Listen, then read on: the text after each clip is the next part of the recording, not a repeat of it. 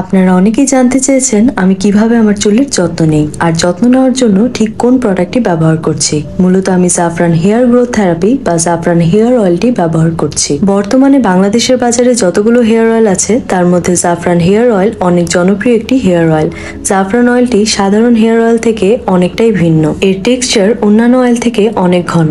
বিভিন্ন অর্গানিক উপাদান ও তেলকে প্রক্রিয়াজাত করে এটিকে অন্য তেল থেকে ঘন করে তোলা হয়। এতে করে এটি সাধারণ তেল বা হেয়ার টোনার থেকে চুলের গোড়ায় অধিক পুষ্টি যোগায়। জাফরান অয়েল মূলত চুল পড়া বন্ধ করতে আর চুলকে তাড়াতাড়ি লম্বা ও ঘন করতে খুব ভালো কাজ করে। তবে এর মাঝে থাকা প্রাকৃতিক উপাদানগুলো বেশ ঠান্ডা ও আরামদায়ক, তাই এটি ব্যবহারে মাথা ঠান্ডা হয়, বেশ রিফ্রেশিং একটা অনুভূতি আসে ও ভালো ঘুম হয়। জাফরান অয়েল ইউজ করার পারফেক্ট নিয়ম হচ্ছে এটি ব্যবহার করার শুরুর দিকে চুলের গোড়ায় একটু বেশি করে লেয়ার বা প্রলেপ করে দিতে হয়, তারপর আস্তে আস্তে পরিমাণের মাত্রা কমানো যায়।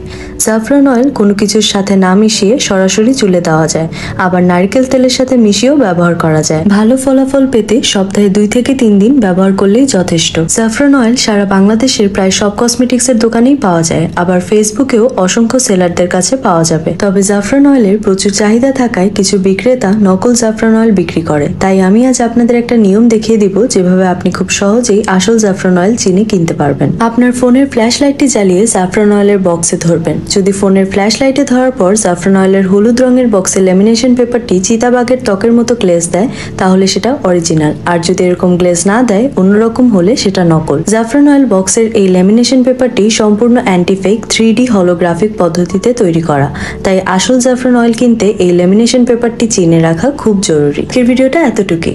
আল্লাহ হাফেজ।